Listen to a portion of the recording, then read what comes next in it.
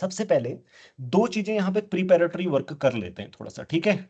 इसको सॉल्व करने से पहले थोड़ा सा प्रीपैरेटरी वर्क कर लेते हैं, ओके। इस क्वेश्चन को सॉल्व करने से पहले फिर इसको क्विकली सॉल्व करेंगे, ये हमें पहले से पता होना चाहिए। चलो, सो पहला है इंटीग्रल एलिमेंट, जानते हो सारे लोग? बता देता हूं मैं, कोई कठिन नहीं है। देखो, इंटीग्रल एलिमेंट बहुत आसान है। इंटीग्रल एलिमेंट्स ये कॉम्यूटेटिव रिंग विथ यूनिटी मानी जाएंगी हमेशा, ठीक है। ये नो मैं बोल ऊपर लिख लो तुम, हमेशा कॉम्यूटेटिव रिंग। वो जरूरी नहीं है, बट उसके लिए भी डेफिनेशन हो सकती है, बट मेरे में तुम कॉम्यूटेटिव रिंग विथ यूनिटी मान के चलना, ठीक है। सो क्योंकि मैं सब कुछ काम उन्हीं में करता हूँ, मतलब या सब कुछ रिजल्ट मुझे उन्हीं के याद है, मुझे नहीं पता कहीं पे हाइपोथेसिस ड्रॉप होने से कोई चीज ड्रॉप हो जाए, ऐसे इसलिए मैं बोल रहा हूँ। सो ये कॉम्यूटेटिव रिंग विथ यूनिटी है। एन एलिमेंट, ये मत सोचना हमें तो अलजेब्रा आती ही नहीं है, ऐसा है, बहुत आसान है ये। An element b belongs to we called integral over a, revise करा दे रहा हूँ मुझे, over a if there exists a monic polynomial over a। Pallavi, जो तुम क्वेश्चन पूछ रही थी आज पूछ लेना उनको। So over A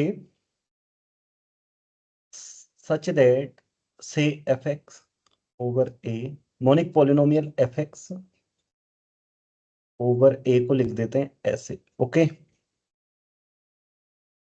such that f b equal to 0। Example देने पड़ेंगे अब, ठीक है। फॉर एग्जाम्पल देखो, 1/2 इज नॉट इंटीग्रल ओवर बोलो जेड, ठीक है। मतलब यहाँ पे जो रिंग्स ले रहे हैं हम, क्यू और जेड ले रहे हैं, ठीक है। अंडर कंसिडरेशन क्या है ये, कौन सा एलिमेंट क्यू के इंटीग्रल है ओवर जेड, तो जेड वाले ही हैं और कुछ नहीं। कोई भी जेड से बाहर का एलिमेंट इंटीग्रल नहीं है, मतलब वो किसी मोनिक पॉलिनॉमियल को सेटिस्फाई नहीं कर सकता। आप बोलेंगे क्यों नहीं करता सर, 2x-1 का तो रूट है, लेकिन ये मोनिक नहीं है। आप मोनिक नहीं ढूंढ सकते, मतलब इस तरीके की पॉलिनॉमियल नहीं ढूंढ सकते जिसका कोफिशिएंट 1 हो और फिर पीछे जो भी है उसको सेटिस्फाई करे कोई नॉन इंटीजर, और वो ओवर इंटीजर हो। ओवर इंटीजर माने उसके कोफिशिएंट इंटीजर से आए। समझ में आ रही है बात? इंटीग्रल एलिमेंट समझ में आ गया ना? ये किसी भी जनरल रिंग के लिए है, ठीक है। ऐसा नहीं कि क्यू और जेड हो। अब जैसे फॉर एग्जांपल ये सारे इंटीग्रल, जैसे ये 2 is integral over Z, in fact all integers ना, क्योंकि x-2 को सेटिस्फाई करेगा। और जैसे आप कहोगे सर ये तो बहुत आसान आसान सा है, हाँ आसान सा तो है ये। जैसे फॉर एग्जांपल √2, अभी r लेते हैं, ठीक है। अब ये दो ले लेते हैं, r और z ले लेते हैं, ठीक है जी। या ऐसे ले लेते हैं, मे बी q√2 ले लें, चलो r ही ले लेता हूँ फिलहाल, ठीक है। तो √2 is integral over Z, yes और नो?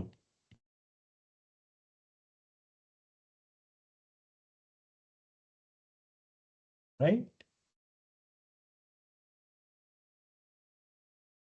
ओके।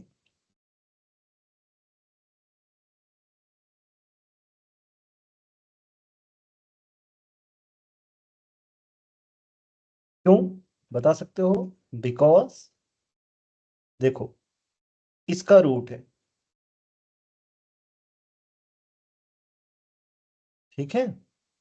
हमें दो रिंग्स चाहिए, हाँ, ये इंटीग्रल एलिमेंट वगैरह बात करने के लिए। ध्यान रखना, आपके पास जेड है तो आपको ऊपर भी पता होनी चाहिए किस में से हम एलिमेंट उठा रहे हैं। अगर वही पता नहीं है तो फिर कैसे बात चलेगी? समझ में आई या नहीं आई बात? अगर कोई बड़ी रिंग का एलिमेंट इंटीग्रल ओवर वो छोटी रिंग, ठीक है। अब एक फैक्ट है, क्या फैक्ट है जी? फैक्ट ये है कि इसको किस किस ने प्रूव किया, हाथ खड़ा करना, मैंने पहले दिया था बच्चों, इंटरव्यू वाले।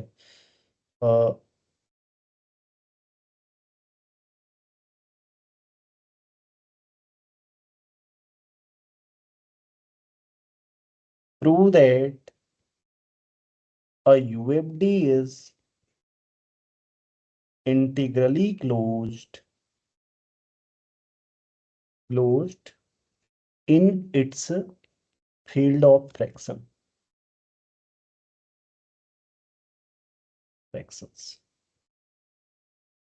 अब ये आप सोच रहे होंगे कि इंटीग्रली क्लोज्ड क्या होता है। बहुत आसान है। इंटीग्रली क्लोज्ड माने देखो कि आपके पास कोई भी दो रिंग हो, अगर जैसे ये दो रिंग है, लिख लो अगर आप इंटीग्रली क्लोज्ड, मैं यहाँ पे लिख देता हूँ, चलो इंटीग्रली क्लोज्ड की डेफिनेशन, क्लोज्ड, ओके। ये ए को is called integrally closed in B, क्या होगा सोचो, इफ बी का कोई एलिमेंट इंटीग्रल ओवर ए है, ओके, ओवर ए है, देन वो उसके अंदर ही होगा, ठीक है। मतलब समझे, whatever is integral over A it is inside A, nothing outside A is integral over A. जैसे फॉर एग्जाम्पल जेड, जैसे आप लोग है ना जेड, जैसे एग्जाम्पल जेड, ठीक है, दोनों रिंग लिख रहा हूं, हाँ, जेड इज, आप ऐसे लिखना, Z is integrally closed in Q, ऐसे लिखा जाता है, ठीक है। तो अगर कोई भी रेशनल नंबर लोगे ना आप, वो अगर मोनिक पॉलिनॉमियल को सेटिस्फाई कर रहा है तो फिर वो जेड के ही अंदर होगा, आप देख लीजिएगा। अब मैं इसको इन जनरल प्रूव कर रहा हूं। आपको पता है ना जेड यूएफडी है, ठीक है, जेड यूएफडी है ना, और क्यू उसका फील्ड ऑफ फ्रैक्शन है। हाँ, तो अब इसको जनरल प्रूफ करते हैं इसका, ठीक है। देखो जनरल प्रूफ कैसे करेंगे जी,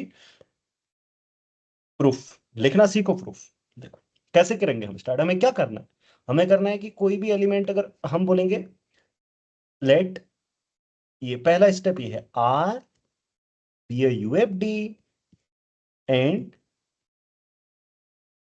के, क्या बोल रहे हैं हम, fraction field, fraction field of R. Integral domain है तो फ्रैक्शन फील्ड लिया जा सकता है, ठीक है। सो पिक, अच्छा पल्लवी प्रूव किया है या नहीं किया है? हाँ सर, देखा था मैंने इसको। ओके, और वैभव? नहीं सर। क्यों नहीं? हितेश? नहीं सर, मैं भूल गया था। यार कोई बात नहीं, चलो मैं ही करा देता हूँ आज, मैंने दिया, चलो ठीक है, एक एक बार देखना बोला था मैंने। पल्लवी तुमने देखा है तो तुम करोगी फिर इसका प्रूफ, ठीक है। हाँ ठीक सर। আছে, তুমি हाँ सर। করবে? ओके, चलो स्टार्ट करो तो फिर कैसे करेंगे, बोलो। Suppose alpha belongs to k, which is the root of monic polynomial x to the power n. Okay. हाँ. A belongs to K where B and A are in R, है ना। फ्रैक्शन फील्ड जानते हो सभी लोग, बहुत आसान है। देखो जैसे आपके पास जेड है, सबको पता है जेड क्या होता है, फ्रैक्शन फील्ड इसका क्यू, ये एम बाई एन, इस तरीके से, ठीक है। एन नॉन जीरो होगा, वो आपको पता है सब। इक्विवेलेंस रिलेशन होता है इसमें, पता है ना, इक्विवेलेंस रिलेशन वही है, जैसे 1/2 और 2/4 एक ही है, बस यही है।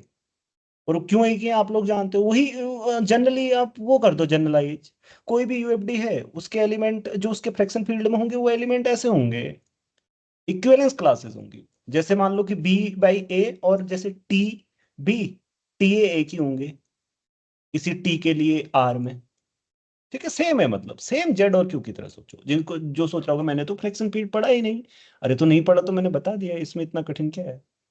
जैसे जेड से क्यू बनाते हैं वैसे ही किसी भी यूएफडी से फील्ड ऑफ फ्रैक्शन बनाते हैं, अभी अभी समझ आ गया, ठीक है ना। हाँ या ना बोलो भाई। ओके, चलो ठीक। सो अब हाँ पल्लवी बोलो आगे। Alpha is root of monic polynomial. कोई एक polynomial समझ लीजिए over Rx. It satisfies, monic polynomial ले लेता हूँ, monic polynomial x to the power n a N minus one. Monic polynomial माने सब लोग जानते हैं लीडिंग कोएफिशिएंट यूनिट होना चाहिए, ठीक है, वन होना चाहिए। So A zero equal to zero, suppose alpha ये है and it satisfies this where where लिखना पड़ेगा, ये सब लिखना पड़ता है बच्चों। ए आई बिलोंग्स टू कहाँ, आर, ठीक है। और आई कहाँ से कहाँ वेरी कर रहा है, ये लिखना सीखो ना, फिर तुम बोलते हो हमें लिखना नहीं आता, ये नहीं आता, वो नहीं आता। देखो चलो ठीक है। सो अब पुट करो इसमें बी की पावर ए एन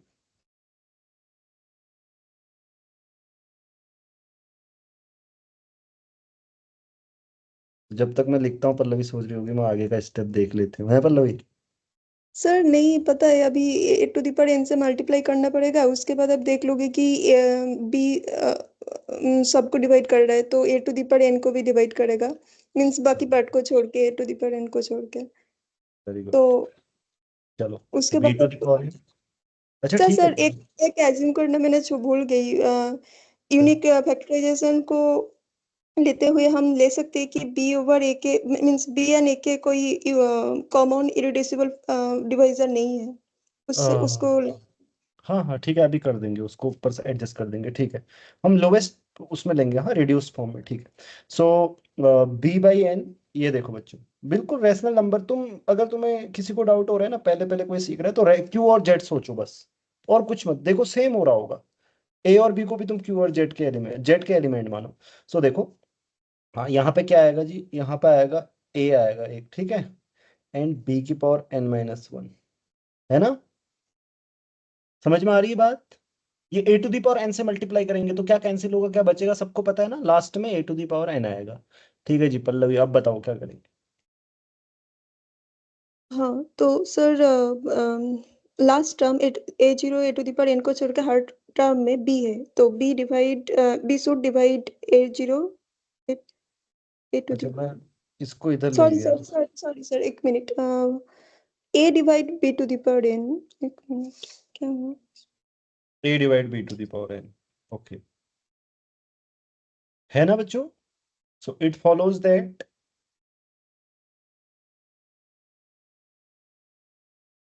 या अगर ऑल्सो ए आपको, डिवाइड ए, और अगर आपको लगता है कैसे फॉलो होता है तो ऐसे लिख दिया करो, अगर तुम्हें लगता है कि सामने वाला ना समझे, सोचे कि एक्सप्लेनेशन चाहिए, तो क्या बिगड़ता है, ठीक है, ऐसे करके।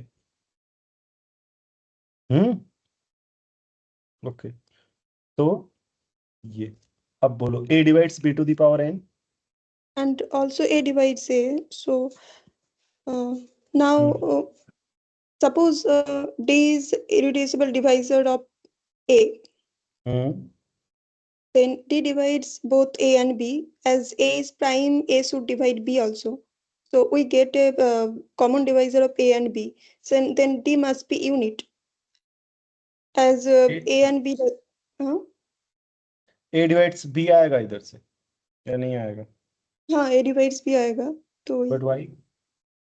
क्योंकि a प्राइम है ना, every reducible is prime over UFD, but A prime क्यों है, ए और बी वही तो, प्राइम नहीं हो सकता? अरे ऐसे भी तो हो सकता है। नहीं नहीं सर मैंने समझ लिया कि d is a prime divisor, sorry irreducible divisor of A, D से मैं ठीक है, बोल रही हूँ। चलो हाँ अच्छा यहाँ से ये फॉलो नहीं होगा ए डिवाइड्स बी, अगर ए और बी का जीसीडी वन है तो?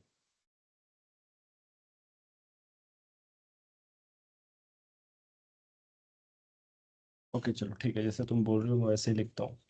Okay suppose, so if p is a prime, अब देखो इसमें दो तीन चीजें बोलनी होंगी ना, if a is a unit then a is a unit, ये भी बोलना पड़ेगा, मतलब समझे, then we are already done, है ना? हाँ क्योंकि ऑलरेडी डन, वो अंदर आ जाएगा उसकी, मतलब ए यूनिट होगा तो फिर ऐसे लिख दिया जाएगा ना, मतलब समझे, जैसे यूनिट का मतलब जैसे ऐसा होए वन हो नीचे, तो वो तो जेड में ऑलरेडी है ही। और बच्चों देखो एनालॉजी दिखाने के लिए आपको, जैसे क्यू और जेड के लिए कर रहे होंगे, नीचे वन या माइनस वन होगा तो वो जेड में ऑलरेडी है ही, नहीं है तो फिर उसका कुछ ना कुछ प्राइम फैक्टर होगा, है या नहीं है? बोलो, otherwise P, there exist of prime P से पी लिखना, हाँ, dividing A, dividing A, and so it follows that it divides also B. So it also divides B. Divides B. And thus P divides A, P divides B gives P divides GCD of AB. Okay? GCD of AB. That is P divides a unit. Contradiction. Contradiction. Okay? What does that mean? मतलब A unit ही होना चाहिए. Okay? हाँ, हमें वैसे यहां से करना चाहिए. मैं आपको ऐसे दिखा देता हूँ. हाँ, रुको. हाँ, राइट. या so we are done. Right? सबको समझ में आ गया? इट मीन्स क्या होना चाहिए पता? देखो मैंने कहां से किया है. If a is a unit then we are already done. Then otherwise this otherwise is not possible because this is giving contradiction. Okay, अब यहां पे जो पल्लवी बोल रही थी उसको मैं सुधार देता हूं. And GCD of a comma b is, one लिखूंगा या यूनिट लिखूंगा? मतलब वन होगा तो यूनिट भी होगा, जो तुम लिखना चाहो. ठीक है, वन. ठीक है, सबको समझ में आया? सेम प्रूफ क्यू और जेड का है, वही टू कॉपी पेस्ट किए हैं और कुछ नहीं है. आप ये मत सोचो कि ये बहुत अनोखा है. कुछ भी अनोखा नहीं है. आप ये आपके नेट में कई बार क्वेश्चन, एक बार क्वेश्चन भी आया है कि कोई क्यू का वो है, मतलब मोनिक पॉलिनॉमियल का रूट है, तो कोई इसको प्रूव करो, वो जेड के अंदर होगा. नहीं आया हो तो देख लेना. 2000 जून में आया था शायद, 2018 के अराउंड. एग्जैक्ट मुझे याद नहीं है, मे बी कुछ और हो ये, बट उससे अराउंड था इस तरीके का. तो वही टू कॉपी प्रूफ है. ओके, यूएफडी के केस में कुछ भी अलग नहीं है. आप देखो, अगर आप सोचो कि के की जगह क्यू होता और आर की जगह जेड होता तो पूरा प्रूफ सेम जाएगा. ए और बी भी वही रहेंगे. सेम जाएगा कि नहीं जाएगा? अभी हमारा कंप्लीट नहीं हुआ है. There hence a is a unit and b belongs to, b by a belongs to, कहाँ आ जाएगा फिर? इसका मतलब तुम बी बाई ए कहाँ आ जाएगा? यूनिट है तो आर के अंदर. And we are done. Okay, so ये ठीक है. देखो कैसे लिखना है, क्या करना है, वो सब आना चाहिए आपको. हाँ रित्रा. सर वो there exists a prime p dividing a, then it also divides b, ये कैसे हुआ? हाँ, ये ऐसे हुआ क्योंकि p divides a and p divides b to the power n then by transitivity. But if p dividing b to the power n, then p must be in the prime factorization of b, otherwise it cannot divide its nth power, right? हाँ. So अगला है, एक चीज और है, यहीं पर करा देता हूं ये थ्योरम्स. प्रॉब्लम, इसको ऐसे एक प्रॉब्लम लिखता हूँ, ठीक है, और आपको होमवर्क दे देता हूँ. मतलब प्रॉब्लम लिखना चाहिए, क्या लिखना चाहिए मुझको? इसको प्रोपोजिशन, इतनी बड़ी चीज तो नहीं है, इसको थ्योरम का नाम दो. वो ऊपर वाली भी नहीं थी बड़ी. चलो प्रोपोजिशन लिख देते हैं. कि क्या प्रूव करना है? प्रूव दैट, ये घर के लिए होमवर्क है. मैं यहां नहीं करा रहा हूं इसका प्रूव दैट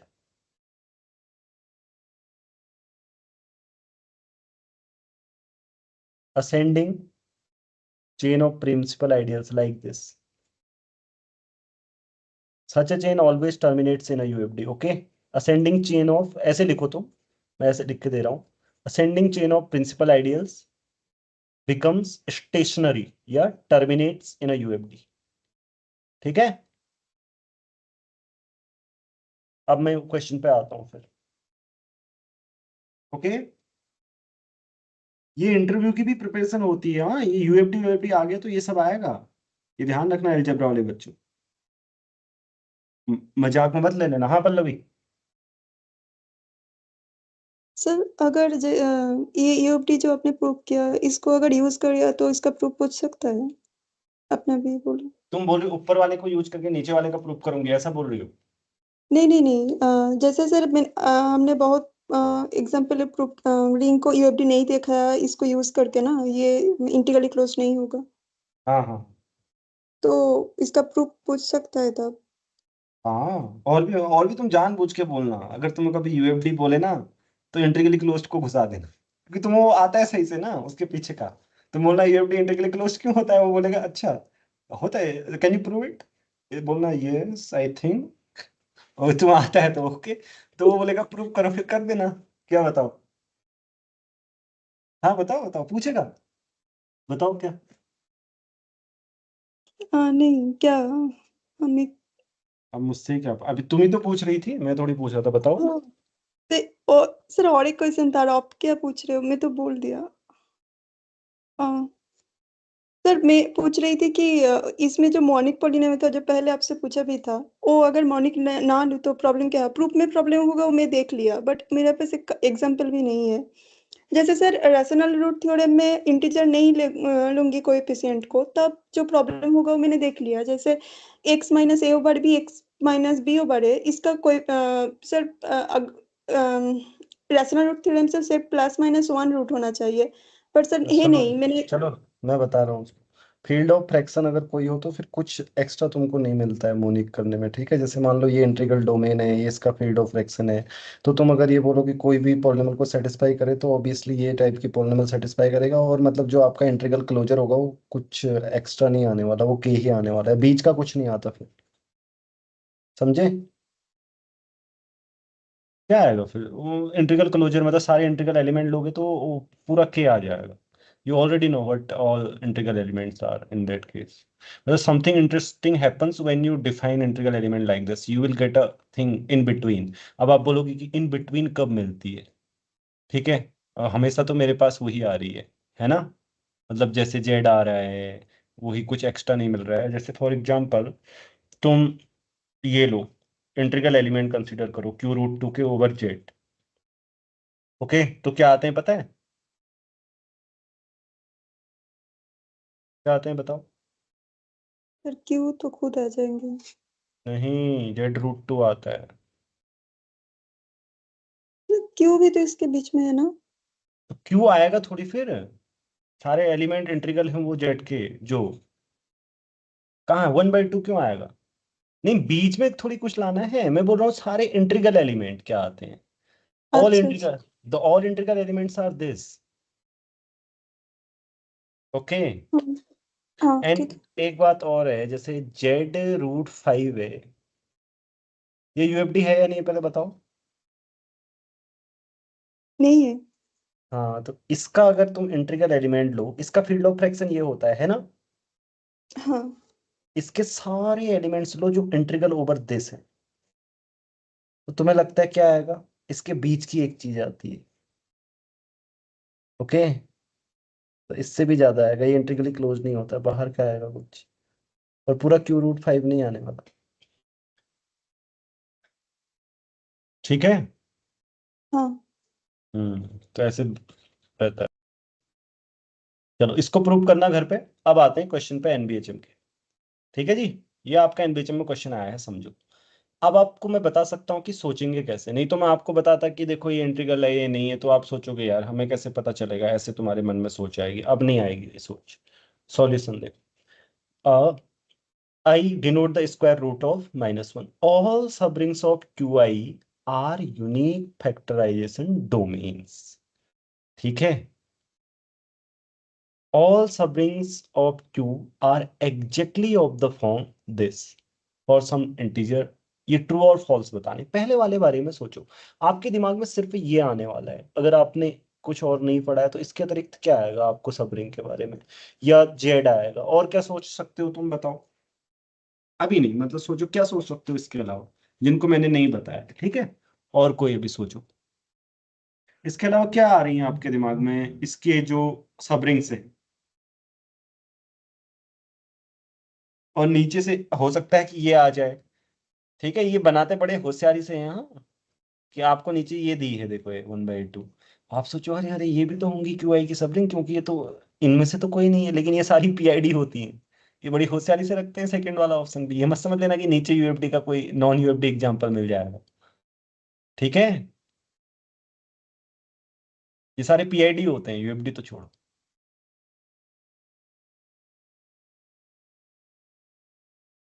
तो क्या आपके दिमाग में आ रहा है, करेंगे कैसे जी?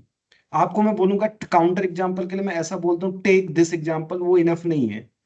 फिर आप सोचोगे कि यार हमको कैसे पता चलेगा, अगले बंदे ने तो बोल दिया टेक ये एग्जांपल, ठीक है, लेकिन आपके दिमाग में थोड़ी टेक करके आती है चीजें। मैं सोचता हूँ आपको सिखाता हूँ, देखो मैं आपको सिखाता हूँ, ध्यान से देखो। मुझे कुछ पता भी तो होना चाहिए कौन यूएफडी नहीं होते हैं, तभी तो बनाऊंगा यूएफडी ना। अगर पता ही नहीं है कि कौन यूएफडी नहीं होते हैं, तो यूएफडी कैसे बनेंगे जी? आप बताओ, बनेंगे क्या? मुझे पता है कि कोई ऐसी इंटीग्रल रिंग, इसकी कोई इसकी ऐसी सब रिंग लो ना जो इंटीग्रली क्लोज्ड नहीं है, तो वो नॉन यूएफडी हो जाएगी। अब बनाता हूं, ठीक है, चलो। सो देखो, आपके पास जेड आई है, इसकी कोई सब रिंग बनाने की कोशिश करते हैं जो इंटीग्रली क्लोज नहीं है, अगर हम बना सकते हैं तो, ठीक है। क्या करें? ऐसे करते हैं कि हम देखते हैं कि आई क्या है। ये आई इंटीग्रल ओवर जेड है, ठीक है। देखो, आई इंटीग्रल ओवर जेड है, सबको समझ में आ रहा है ना? ये बहुत आसान है, इसके लिए ये मत बोलना कि हमने ये नहीं पढ़ा है वो नहीं पढ़ा है। क्या नहीं पढ़ा तुमने? देखो, एक्स स्क्वायर प्लस 1 को सेटिस्फाई करता है मोनिक पॉलिनॉमियल को, ये तो अभी अभी पढ़ के तुम्हें समझ आ गया होगा। तुम बिल्कुल जैसे तुम अभी नई नई क्लास ज्वाइन कर रहे हो ना, तो एक दिमाग में रहता है कि यार यहाँ तो अच्छे पढ़े हुए बच्चे हैं, ऑलरेडी पहले पढ़े हुए हैं, तो हमारे समझ में आएगा। तुम्हें आ रहा हो, ये तो आ रहा है ना, ये तो मैंने अभी बता दिया है। इसमें कुछ है ही नहीं ऐसा कि मैं जो नया कुछ अज्यूम करके पढ़ा रहा हूँ, क्योंकि इसको सेटिस्फाई करता है। तो ये जेड आई की किसी भी सबरिंग पे जो जेड को कंटेन करती है उसके ऊपर इंटीग्रल होगा। तो मैं क्यों ना कोई एक ऐसी सबरिंग पैदा कर दूं जिसके अंदर आई ना हो, लेकिन इंटीग्रल होगा ये, समझे? इंटीग्रल क्यों होगा? क्योंकि आई जेड के ओवर इंटीग्रल है, तो इसके ओवर भी इंटीग्रल होगा। मतलब जो भी मोनिक पॉलिनॉमियल के कोफिशिएंट ओवर जेड हैं, तो वो इसके ओवर भी तो हैं, वो यहां से भी तो आ रहे हैं, क्योंकि जेड तो इसके अंदर है। तो इसके लिए क्या कोशिश करते हैं, इसके लिए ऐसी कोशिश करते हैं, क्या करूं मैं करता हूं कि smallest subring containing Z and two I है, ऐसे कर लेता हूं, उसमें आई नहीं होगा। वो मैं पक्का करके दिखा देता हूँ, ये मेरे मन में आया, अब मैं पक्का करके दिखा देता हूँ। इसके अंदर आई नहीं है। अगर इसके अंदर आई हो जाएगा तो पूरा जेड आई इसके अंदर होगा, लेकिन इसकी फॉर्म बनेगी कैसी जी? इसकी फॉर्म होती है, इसका मतलब क्या होता है जानते हो? अगर कोई R commutative ring with unity है, ऐसा आपकी कोई सब रिंग, मतलब सब रिंग है, तो इसका मतलब होता है, ये एस ए का मतलब होता है smallest ring containing R and A. तो ये क्या आते हैं? ए में पॉलिनोमियल आते हैं विद कोफिशिएंट फ्रॉम एस। ये आपको पता होना चाहिए, ओके? ये प्रूव करना घर में। फर्स्ट ऑफ ऑल क्या प्रूव करना है कि ये एक सब, मतलब जो मैंने बोला वो टाइप के एलिमेंट इसके अंदर आएंगे, और वो ये होती है smallest subring containing S and A, और वो सबरिंग भी है, तो उसके उससे बड़ी हो नहीं सकती, वही होगी, ठीक है। चलो, सो कम बैक। इसका मतलब क्या है? इसका मतलब अब तुमने समझ तो ऐसा लिया है, ऐसा होगा बिल्कुल, वो अभी यहाँ पे ठीक भी है, ठीक है, ए और बी यहाँ पे ठीक है, लेकिन और जनरली वो ठीक नहीं होता। इसका मतलब सिर्फ इतना है कि टू आई में पॉलिनोमियल इस तरीके से, हाँ, एफ टू आई, और एफ कहाँ बिलोंग करेगा? जेड, ठीक है जी। तो अब ये हमें पता है जी, कोई भी पॉलिनोमियल हो उसमें क्यूब व्यूब लेने की तो जरूरत है नहीं, ओवरऑल ये ऐसा आएगा, आएगा या नहीं आएगा? You don't need to worry, हाँ, मैं आपको बता देता हूँ कैसे, देखो वो ऐसे आएगा। अगर आप सोच रहे हो ऐसे कैसे आएगा, ये है smallest subring containing Z and two I, ठीक है। उसके अंदर ये तो होगा या नहीं होगा, आप बताओ? क्योंकि टू आई उसके अंदर है, तो टू आई और जेड भी उसके अंदर है, तो पूरा का पूरा ये तो होने चाहिए ना। मल्टीपल होगा तो ये तो उसके अंदर होना चाहिए, और ये खुद ही सब रिंग बना रही है, तो ये स्मॉलेस्ट है। मतलब समझे? ये जेड टू आई के अंदर जो मैंने इस तरीके का पार्ट लिखा, ये तो होगा ही ना। और ये स्मॉलेस्ट है, इसलिए यही होना चाहिए, क्योंकि ये सब रिंग बन रही है, आप चेक कर सकते हो इसको मल्टीप्लाई वगैरह। मैं सबके लिए समझा रहा हूँ, जिस जिसका लेवल जहां तक होगा वैसे, ठीक है।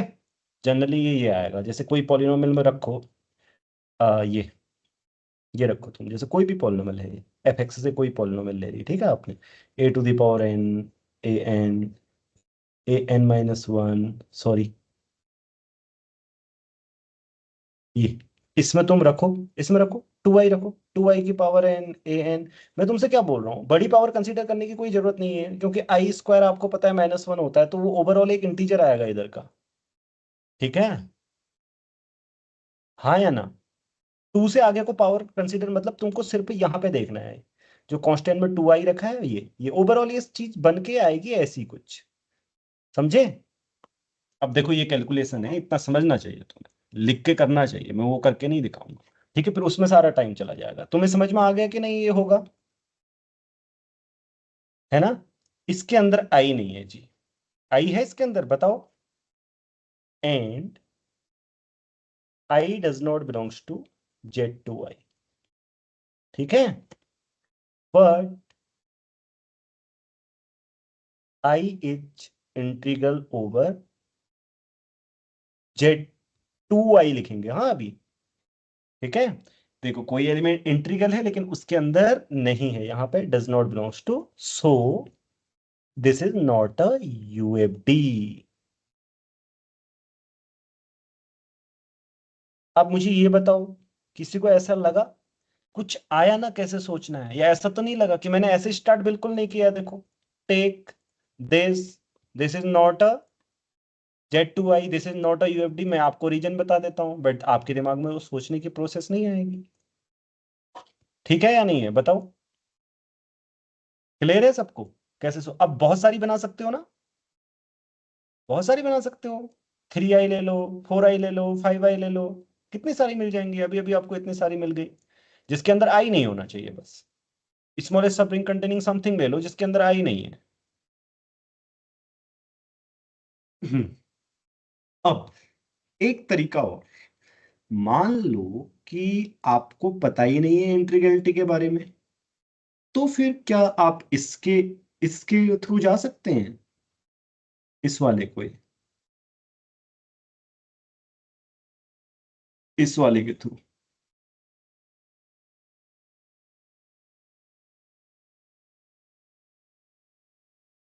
मतलब सोचो कि कोई रिंग बनानी है तुमको, ठीक है,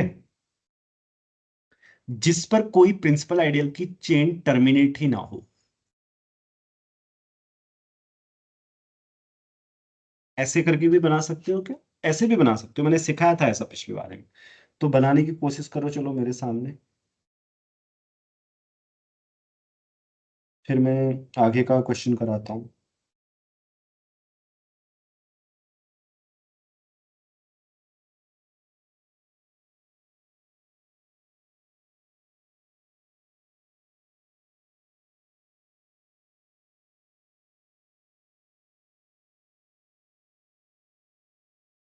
sir hmm sir I is integral over Z2i, ये कैसे हुआ?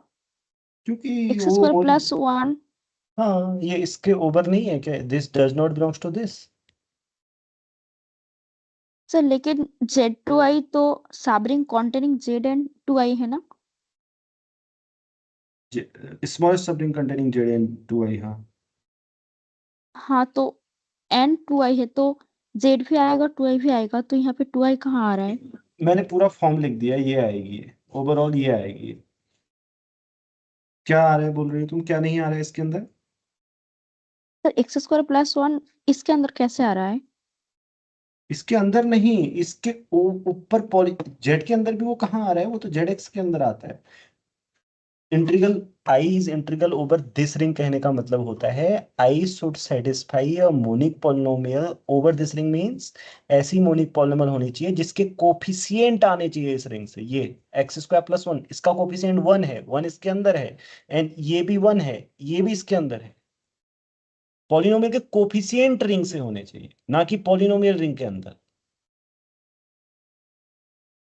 है या नहीं। ओके सर, हाँ। आई इज इंटीग्रल ओवर जेड बोल रहे हैं तो देखो इसके दोनों के कोफिशिएंट जेड के अंदर है या नहीं, अब एक्स स्क्वायर थोड़ी जेड के अंदर है, ये होना चाहिए जेड एक्स के अंदर, जिसके ऊपर बोल रहे हैं उस पर बनी पॉलिनोमियल रिंग के अंदर होना चाहिए ये सब, देखो ये है कि नहीं है।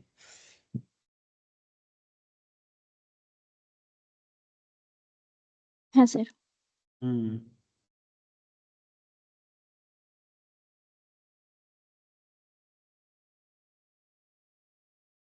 ठीक है बच्चों, तो ये Z2I is not a UFD। तो अब ये होमवर्क करना जो दिया है, अब अगले वाले क्वेश्चन में आओ। इससे पहले मैं एक चीज और होमवर्क देने की तो मैं सोच रहा हूँ, मतलब एक इंटरेस्टिंग जैसे मैंने ऊपर दिया है। So give me 1 minute, okay.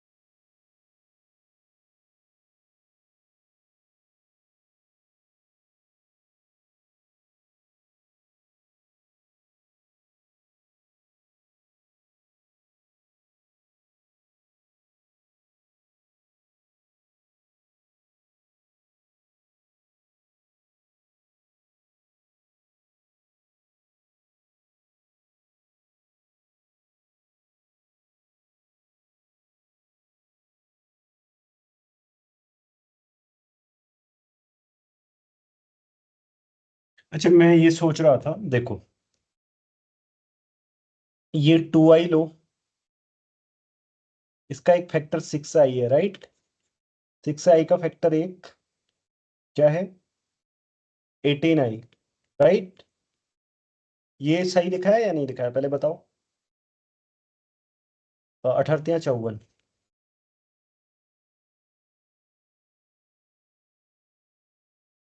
मतलब इनसे जनरेट होने वाली आइडियल, ये सारी की सारी पहले देख लो, ये सारे के सारे एलिमेंट आपकी इस रिंग के अंदर हैं या नहीं है,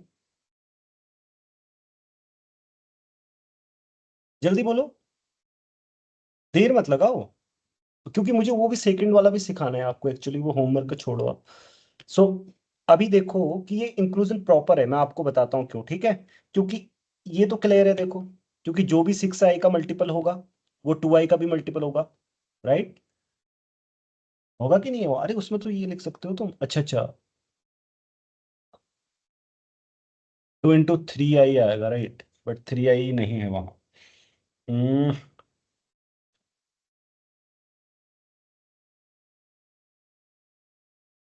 factor, actually I want to create some chain, okay, which does not terminates, क्योंकि ये जो मैं क्वेश्चन आपको बता रहा था ना, मैंने तब ये ऐसे किया था फर्स्ट में, स्टार्टिंग में Z2I पे मैं ऐसे गया था। चलो तुम लोग ट्राई करना एक बार, ओके, करोगे एक चेन बनाने की जो टर्मिनेट ना हो।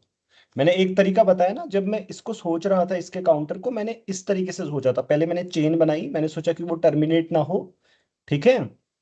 वो वाली चेन, आई मीन टू से, मैं उसको जैसे ZI में क्यों टर्मिनेट हो रही है ऐसे करके सोच रहा था मैं, तब Z2I में गया था, ओके।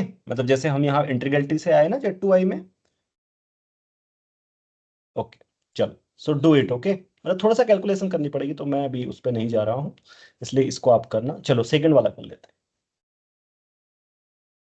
अब आते हैं all sub rings of Q are exactly of the form इस तरीके की होती हैं बोल रहा है। इसका मतलब जान लो पहले, क्योंकि इसका मतलब ही ना पता हो। इसका मतलब है smallest sub ring containing Z n one by n. तो इसकी फॉर्म कैसी होती है? इसकी फॉर्म होती है ऐसी, f one by n. F कहाँ से होगा?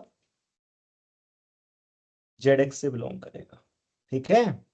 मतलब polynomials in one by n with coefficient from Z, इस तरीके के, जैसे 2 1 by n, 3 1 by n square, 5 1 by n का क्यूब, एन एक फिक्स नंबर होगा, हाँ जो भी है, समझे। तो बोले इसी फॉर्म की होती हैं सारी, इसी फॉर्म की होती हैं। इसके लिए आपको पता होनी चाहिए सब रिंग, इसमें ऐसा नहीं है कि आप कुछ सोच लोगे अचानक से, ठीक है। सोचो कि जो इस फॉर्म की नहीं होगी, चलो मैं बनाना सिखा देता हूं आपको, ऐसा भी कोई बहुत कठिन नहीं है इसको बनाना। जो इस फॉर्म की ना हो, ऐसे सोचो। अब देखो इसको सोचेंगे कैसे, एक तरीका है। इसको आपको पता लग गया कि ये इस फॉर्म की होगी, तो इसका मतलब यहाँ जो भी प्राइम नंबर, जो भी रैशनल नंबर आएंगे ना इसके अंदर, उनका डिनोमिनेटर क्या होगा उसमें। एन का अगर प्राइम फैक्टराइजेशन ये है, मान लो P1 की पावर K1, ठीक है। ये सोचने का तरीका सोचो पहले, P2 की power K2 dot dot dot PR की पावर KR, लेट ये है। तो जो भी नंबर आएगा, आप सोचो F1 बाई, क्या इसका जो डिनोमिनेटर होगा ओवरऑल सॉल्व करके जो आएगा, उसमें जो प्राइम्स होंगे वो P1 P2 PR, मतलब जो यहां पे आएगा ना डिनोमिनेटर, वो डिविजिबल होगा only P1 P2 dot dot dot PR से, हाँ या ना। जैसे आप मान लो कि n की जगह मान लो फॉर एग्जांपल समझने के लिए 2 है, 2 है ना, समझने के लिए तो हम कुछ भी ले सकते हैं। आप कोई ऐसा पॉलिनोमियल F1/2 किसी पॉलिनोमियल के लिए, जैसे फॉर एग्जांपल ये an1/2 की पावर n, an-1, ये an-1 सारे क्या हैं? इंटीजर्स हैं। अब इसको तुम सॉल्व करो तो जरा, क्या करोगे सॉल्व? नीचे आएगा 2 टू दी पावर कुछ जो भी आएगा, over 2 to the power n, ऊपर इंटीजर आएंगे, नीचे जो भी आएगा वो केवल 2 से डिवाइड होगा, और चीज से डिवाइड नहीं होने, राइट? हाँ या ना? पक्का? ओके, समझ में आ गया ना?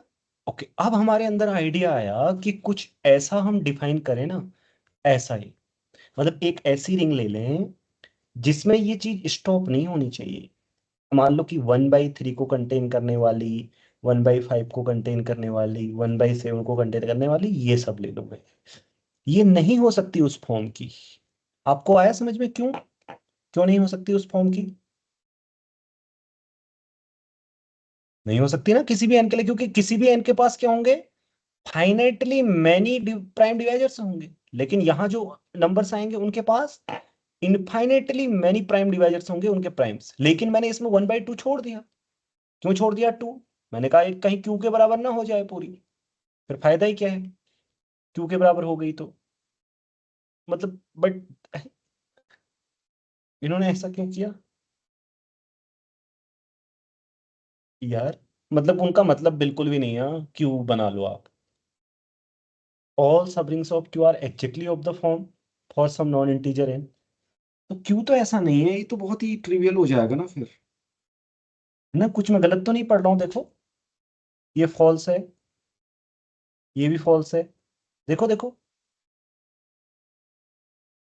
ना। अगर कोई क्यू ले ले तो फिर, बट उसको भी ये रियलाइज करना पड़ेगा एक्चुअली। ये जो मैंने बोली बात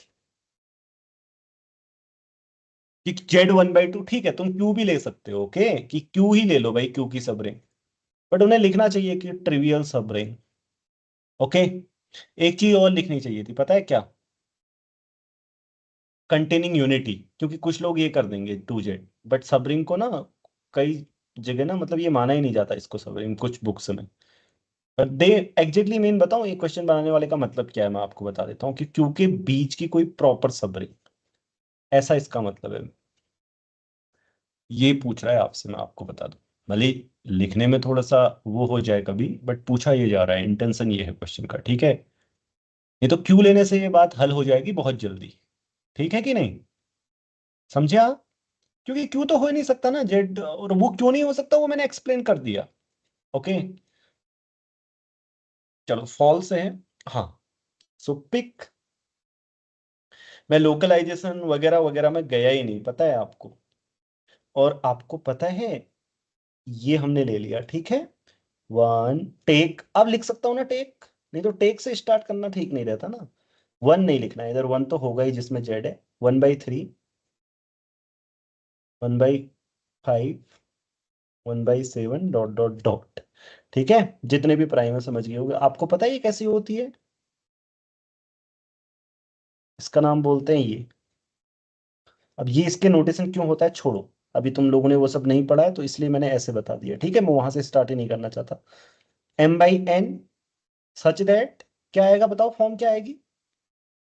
अब आप खुद ही सोचो भाई, क्या आएगा। नहीं, N2 डज, M/n दोनों क्या होंगे, जेड में होंगे। जेड N0 नहीं होगा, ये लिखने की जरूरत नहीं है क्योंकि आगे मैं ये लिख रहा हूं, ठीक है। ऐसी आएगी ना ये,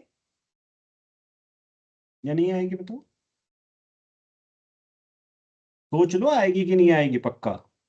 क्या पता ना आए, कोई भी नंबर ला सकते हो आप, देख लो एक बार।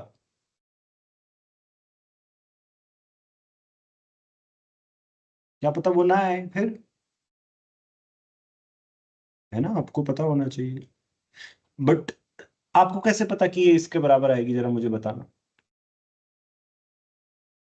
चलो ये वाला तो ऑब्वियस है, ये वाला इंक्लूजन।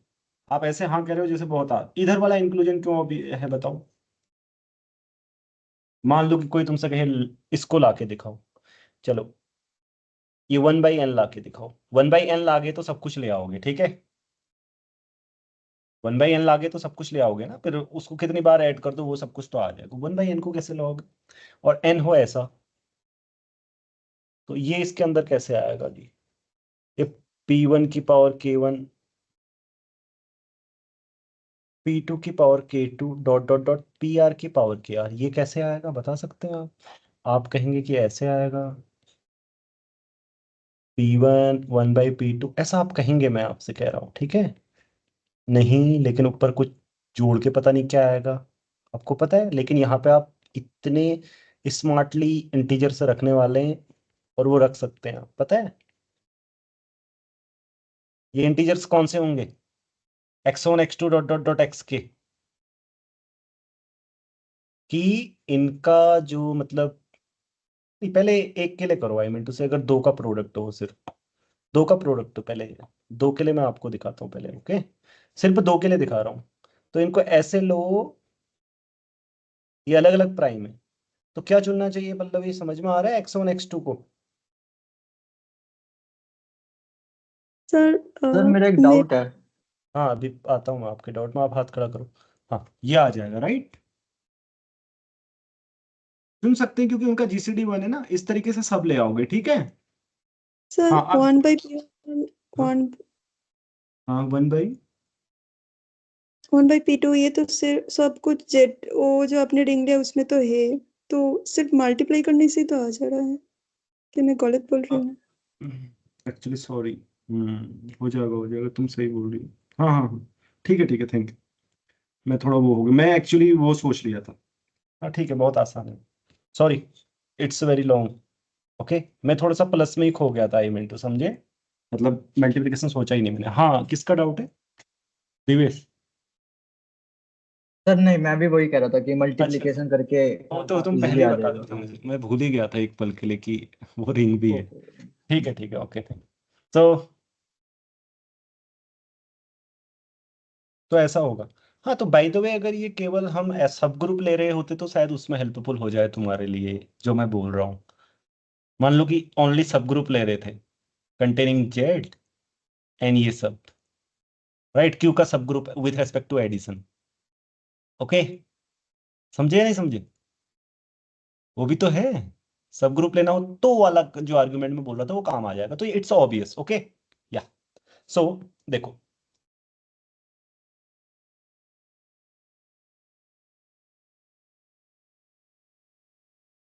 हाँ तो claim Z2 can not be equal to, अब ये क्लेम आप प्रूव कर सकते हो ओके, मैंने समझा तो सभी दिया है, होमवर्क नहीं हो सकता, ऑब्वियसली बात है वो। आप बोलना कि कोई जैसे मान लो देर एग्जिस्ट, ऐसे कहीं ना कहीं पे ये स्टॉप होगा किसी प्राइम पे, तो वही सब मतलब हो सकते हैं। उसके बाद 1/p तो इसके अंदर नहीं आएगा, लेकिन इसके अंदर आता है, मतलब इसके आगे वाला प्राइम, ऐसे करके कर सकते हो। ठीक है, तो अब मुझे ये बताओ कि इसमें कुछ ऐसा तो नहीं है ना जो तुमको नहीं सूझेगा कि मैं कैसे सोचूं इसको, ऐसा फील तो नहीं हुआ? मैं चाहता हूं कि ऐसा नहीं होना चाहिए फील, कि यार मैं कैसे सोचूंगा। मैं हमेशा चाहता हूं कि मैं इस तरीके से तुम लोग को बताऊं, तुमको लगना चाहिए कि yes I can think also, मतलब मैं भी सोच सकता था या मैं भी सोच सकती थी। ठीक है, यस और नो। अब ये ऐसा ही पूछेंगे ना, अलजेब्रा में यूएफडी आ गया, पीआईडी आ गया, ये सब सबरिंग आ गया, ये सब इसी टाइप के बेसिक क्वेश्चंस होंगे, आपको उनको ऐसे ही करना है। एक एक क्वेश्चन को कवर नहीं कर सकता मैं, ठीक है, कि यार ये क्वेश्चन को ऐसे करेंगे, ये क्वेश्चन को ऐसे करेंगे। तुम सीखो सोचने का तरीका। इंटरव्यू ऑफ एनबीएचएम, ईएफआर और भी जो इंटरव्यूज हैं आपके, यही सब पूछने वाले हैं आपसे। यही सब का मतलब ये मैं समझ लेना एग्जैक्टली ये वाला क्वेश्चन। ठीक है, तो एक चीज, हाँ एक चीज मैं और बोल रहा हूं,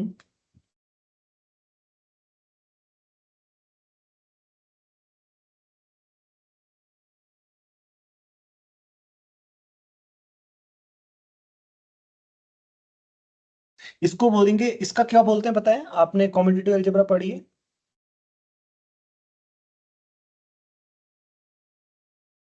लोकलाइजेशन एट, ये 2z है ऑब्जेक्ट, ठीक है, प्राइम आइडियल 2z, तभी मैंने वो नोटेशन लिखा है। नहीं तो मैं तुमसे ऐसे भी बोल सकता था, देखो लोकलाइजेशन ले लो डायरेक्ट, मैंने वैसे नहीं बोला, मतलब तुमको ये सब पता ना हो तो तुम ऐसे सोच सकते हो आई मीन से। मुझे पता है कि कॉम्पिटिटिव अलजेब्रा की नहीं पढ़ी है बहुत सारे, बहुत सारे क्या लगभग लगभग नहीं पढ़े हुए होते हैं। अब वो डिपेंड करता है कहाँ पे आप पढ़ रहे हैं, ठीक है, बट क्यूरियोसिटी के लिए डाल दिया है मैंने यहाँ पे, ताकि आप लोगों को पढ़ने की वो तो लगे। उसको क्या बोलते हैं जिसको तुम मतलब हम अपनी भाषा में क्या बोलते हैं उसको, उत्सुकता हो आई मीन टू से। ठीक है, चलो आज के लिए यहीं रुकते हैं। अब देखो अगली क्लास के लिए सुनो एनबीएचएम कैंडिडेट्स या जितने भी इंटरव्यू वाले बच्चे हैं, अगली क्लास हमारी होने वाली है डे आफ्टर टुमारो, ओके, जिसमें मैं बता रहा हूँगा एमटीबी के सॉल्यूशंस, और उसमें ग्रुप के भी क्वेश्चंस हैं, लीनियर अलजेब्रा के भी क्वेश्चन हैं, और नंबर थ्योरी के भी क्वेश्चंस हैं। और क्या है, क्या क्या है उसमें? नंबर थ्योरी है, और लीनियर अलजेब्रा है, और ग्रुप थ्योरी है, राइट? इसके अलावा भी कुछ है? ठीक है, टोपोलॉजी। हाँ टोपोलॉजी, टोपोलॉजी ओके, ठीक है, वो बताएंगे। ठीक है, तो आप लोग जो नए स्टूडेंट है खुद से डिसाइड कर लेना कि हमको इंटरव्यू वाली क्लासेस भी करनी है। देखो सीखने का अच्छा मौका है, तो तुम सीख सकते हो। ठीक है, और जो तुम्हारा चल रहा है वो तुम्हारा साइड बाय साइड चलना चाहिए, उसके बारे में मैं अभी बात करता हूँ। हाँ सयन बताओ। इस क्वेश्चन में आपने क्या कि यूएफडी के बारे में, अगर सर इस क्वेश्चन में पीआईडी के बारे में बोलते तो क्या बोलते, अगर Z localization R to Z of Z is PID और नॉट? लोकलाइजेशन, हाँ ये पीआईडी होते हैं एक्चुअली, जो पीआईडी के लोकलाइजेशन होते हैं ना वो पीआईडी होते हैं। हाँ सर। हाँ localization, even that kind domain के मतलब लोकलाइजेशन पीआईडी होते हैं। अच्छा, हाँ तो इसीलिए जो मैंने बोला ना ये Z1/N पीआईडी होते हैं, इसीलिए बोला वो मैंने एक्चुअली, क्योंकि वो अच्छा, हाँ लोकलाइजेशन है जेड के एन जेड पे। Okay sir, thank you.